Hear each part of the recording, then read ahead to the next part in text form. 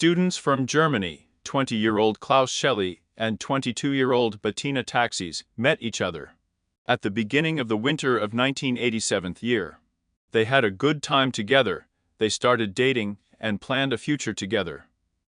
But, as they say, man assumes, but God disposes. Their dreams never came true. The story of this young couple is still full of mysteries. Throughout the winter and spring of 1987 year, young people saved up money, which they planned to spend in the summer on a trip to the countries of the northern part of Europe. They also decided to invite an old friend of Klaus named Thomas Schmidt with them on the trip. The young people decided to take the train from West Germany to Stockholm. From there, get to Finland, drive to Lapland, and return back to the south along the coast of Norway. The money necessary for the trip was collected, and on the 23rd of July, 1987, 3 young people left Stuttgart and headed towards the Norwegian Cape Nordkapp. After the publication, they moved to Sweden, stayed for a few days in Stockholm.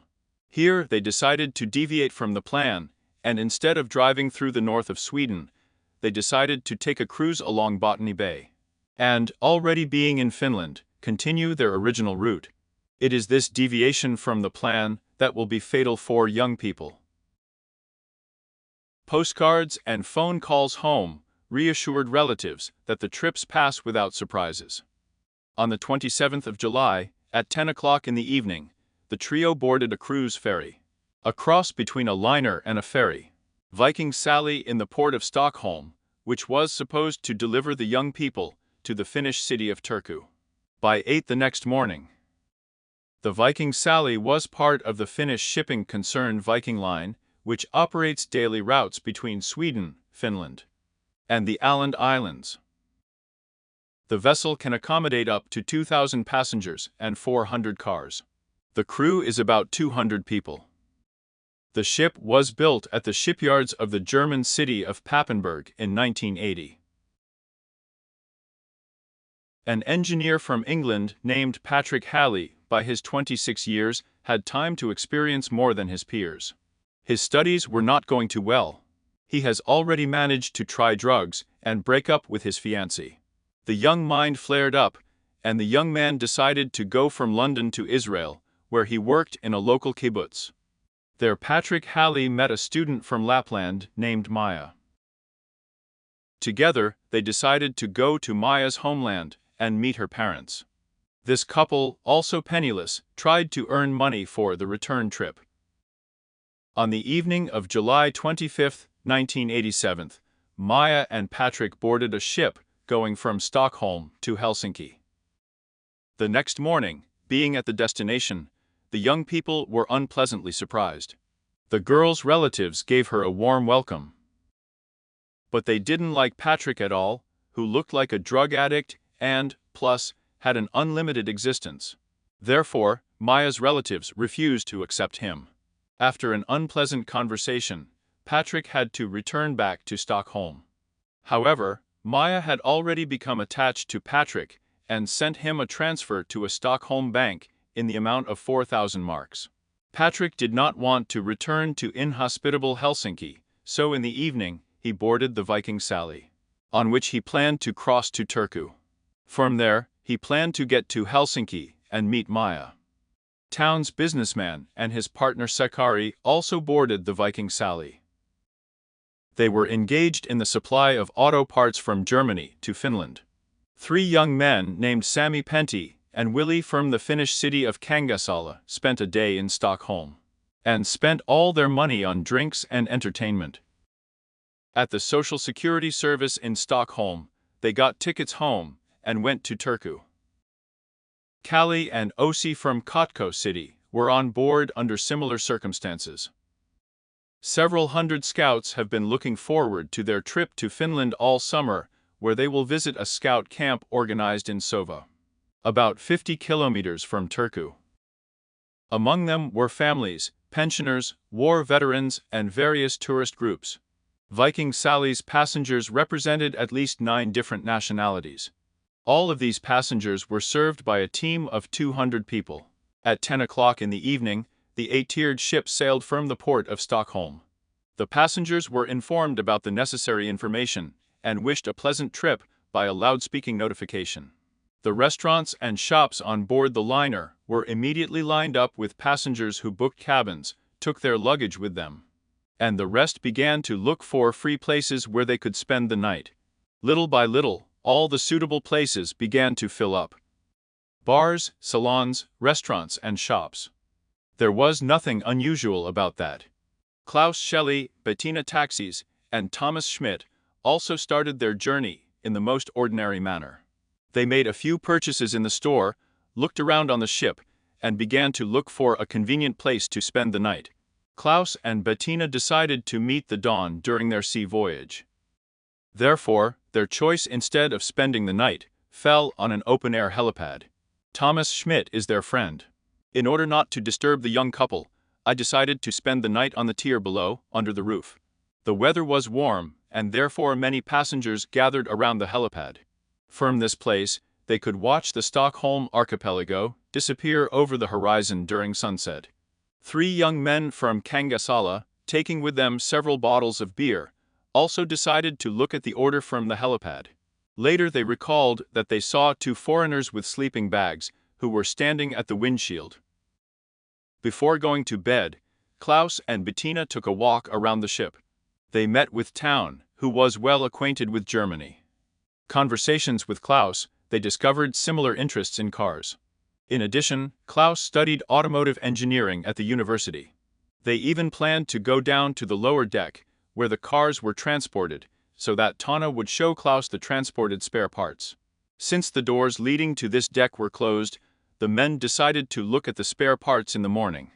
Finally, they exchanged addresses in order to continue an interesting communication for both of them.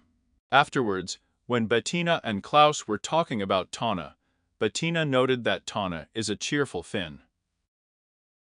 Around 1 o'clock in the morning, Klaus and Bettina returned to their sleeping place on the helipad. The darkness and the cool wind had already driven other people from the upper deck.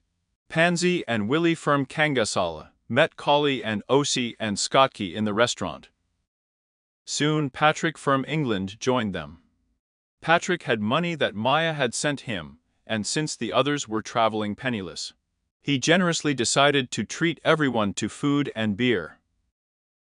The feast of these people was so pompous that many other passengers who stayed late at the restaurant noticed it. Little by little, all the participants of the feast were drawn to sleep, and they went to sleep in different parts of the ship. Patrick himself lay down on the floor of the 6th-tier cabin. The evening flowed smoothly into the night. Everything was quiet on board. The last bars closed at 3 or 4 in the morning. Most of the passengers were already asleep, and those who stayed up were getting ready for bed. The liner has already passed the city of Mariehamn, but has not yet fallen outside the territorial waters of the Åland Islands. The tired crew of the liner was preparing for a little rest before the onset of morning duties. Security Officer Raimo Volston prepared to hand over the duties to his replacement. A wild sense of freedom and a strange new environment kept some of the scouts in high spirits, and they wandered around the ship, which often caused concern. After wandering aimlessly by 3:45, 3 Danish youths found themselves on the helipad. At first glance, it seemed to them that there was no one on the deck, but then one of them noticed 2 figures at the ventilation. The guys decided that it was some kind of drunk or stoned. These 2 figures repeatedly tried to get up, leaning against the wall, but each time they fell to the floor. One of the scouts came closer to help, and saw that it was a young guy and a girl. Their faces were covered in blood. 2 scouts were left with the wounded, and the 3rd ran to inform the personnel of the liner about the find. From that moment, one of the largest investigations of the Finnish police began. The personnel of the liner immediately contacted the security officer Raimo Volston. He found serious injuries on the bodies of Klaus and Bettina. Volston immediately assumed that a crime had been committed because serious injuries from being hit by some object were clearly visible on the heads of the victims.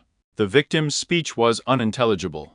With the help of other crew members, Volston helped Klaus and Bettina get to the cabin of the ship's nurse. The nurse immediately saw the severity of the injuries, began to provide first aid, and also asked to call a helicopter to get the victims to the Turku University Hospital immediately. Klaus Bettina was taken to the hospital at 5:48. The doctor recorded the death of Klaus from blows to the head, which shattered the skull. Bettina had similar injuries, and her condition was assessed as very serious. The Turku Police Department received a notification of an incident on board the liner at 4:28. The police assessed the incident as very serious, and 4 Turku police detectives went on board the liner in the same helicopter that took the victims to the hospital. By 6:30, the detectives were already on the ship. The victims were found next to their sleeping bags in a corner, partially covered with a piece of plexiglass. At night, the crime scene was not illuminated, since the corresponding searchlight failed a little earlier. Detectives immediately examined the crime scene and began questioning passengers. The place was also examined by forensic experts. Walston, being an experienced security officer, had previously partially investigated the crime scene, and he gathered valuable information while waiting for the police officers. Detectives from the liner contacted the police department and requested additional forces when the liner arrives in Turku. The standard time of arrival of the liner at the destination port was at 8 in the morning. Now they were allowed to dock only at 8 or 10. When the necessary preparations were made and the police were able to ensure the safety of the ship. This arrangement was necessary because the initial investigation on the ship did not provide clarity as to the identity of the perpetrator. The situation looked very complicated. Passengers were informed about the reasons for the delay in disembarking. All passengers were released from the liner only through one exit. All the others were closed. 2 police boats patrolled the waters in the vicinity of the liner to make sure that no one threw anything into the water. 3 video cameras were used during these procedures. The first filmed all passengers, the second additionally filmed young people, and the third filmed all suspicious people, who were then sent for questioning. Initially, attempts were made to document the personal data of all passengers. But this idea had to be abandoned, because huge crowds of people began to form at the exit. As a result, elderly people, children, families with young children, as well as other persons who did not arouse any suspicion, were not noted. Passengers who could not immediately confirm their identity were sent to separate rooms where they underwent a full database check.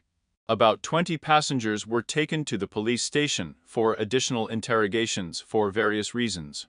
Among them was the Englishman Patrick Halley, because he was covered in blood when he was found in the morning in the place where he was sleeping. During the interrogation, he explained that during sleep, his nose bled. It turned out that the blood on his clothes really belonged to him. Otherwise, he did not arouse any suspicion. Young people from Kangasala and Kotka were also taken to the police station. Thomas Schmidt, a friend of the victims, was also interrogated. But there was nothing to indicate that he had anything to do with what happened, so he was soon released. Thus, during the initial investigation, nothing was found that would help solve this case. From the very beginning of the investigation, the pressure on the police was enormous because passengers were made to wait too long at the exit. The tracks were lost. The arrival of the liner was delayed. The media immediately began to demand detailed information on the case, and the local police chiefs and also the ministries demanded to be informed as soon as possible. However, on the whole, the majority understood the complexity of the situation. Over the next few years, the police found and interrogated most of the passengers who were caught on video. However, some were never identified. Investigators have sailed on the liner several times in the hope of finding at least some evidence, but all efforts were in vain. As forensic technology developed, the evidence gathered provided some clues. But in the end, they were not enough to bring some clarity. There were no eyewitnesses to the incident, no useful CCTV footage, no obvious motive. Where there is a resonant crime, people are always drawn, literally sick on their heads. 3 people confessed to committing this crime. However, during the investigation it turned out that none of the confessed could have committed this crime. Ordinary people actively cooperated with the police on this case, providing all the information they had. Since the police tried to videotape many passengers when exiting the liner, there were also calls from some of them, during which the people who called begged not to publish videos with them in the public domain, for the reason that on this trip they were in the company of persons of the opposite sex who were not spouses for them. To this day, no specific information has been received about the perpetrator. Some of the foreign parties under investigation were repeatedly contacted by the police. There were also many investigations concerning the actions of the Finnish passengers and crew of the ship during the voyage. Investigators had a version, and it arose repeatedly, that the criminal, having committed an attack, committed suicide by jumping overboard of the liner. Bettina Taxis eventually fully recovered. The information received from her was not disclosed for a long time in the interests of the investigation. However, in the end it turned out that she did not remember anything about the attack at all. The police were firmly convinced that they would be able to solve this cruel, senseless and gratuitous crime, the investigation of which did not stop for a long time.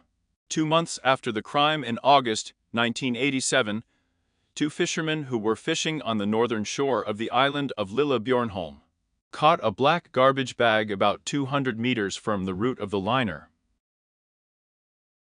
The bag contained the following items. Umberto loafer shoes are size 41 with a so-called hidden heel. These shoes were made in Finland. Light-colored zippered shorts with 2 front pockets. The manufacturer is unknown. A red jumper made of wool and acrylic, mainly made of acrylic, produced in Finland, as well as a pair of widely used work gloves, with the initials HE at that time. Based on the place of time and some aspects of the forensic medical examination, it was considered possible that the person in the specified clothes was on the ship at the time of the crime. However, the objects found could not make a breakthrough in the case. Despite the great efforts of the investigators, the investigation was deemed fruitless, and the case was closed in the mid-90s. In 2019, the police reported that they had a prime suspect in the crime, but did not disclose the age, gender, or nationality of the suspect, confirming only that this person is currently alive and then presumably acted alone. In September 2000, the Turku Police Department announced that it had solved the case and handed it over to the prosecutor's office. In December 2020 year, the district attorney announced that the murder charge was brought against a Danish citizen 1969th year of birth. It was one of the 3 scouts who found the victims. He was not arrested. The trial is tentatively scheduled for May 2021 year.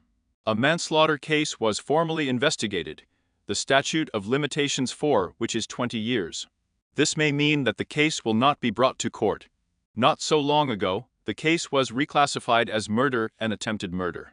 For such articles, the statute of limitations is not taken into account. Charges in such cases can be brought 30 years later. The prosecutor's office explains the new charge solely and brutally. If a guilty verdict is handed down on the charges, it will mean the longest period of preparation for sentencing in the entire history of the Finnish judicial system. In 1993, the Viking Sally liner was renamed in Estonia on the night of September 27 to 28, 1994, as a result of the crash of the liner Estonia. 757 people went missing and 95 people died. That is, only 852 of the 989 passengers and crew members on board. This wreck is recognized as the largest peacetime shipwreck in Europe. It became known that Estonia transported military equipment at least twice. It was during its previous flights, on the 14th and 20th of September. However, there is no data that would confirm that the transportation of military equipment was associated with the death of the ship. However, this is a completely different story.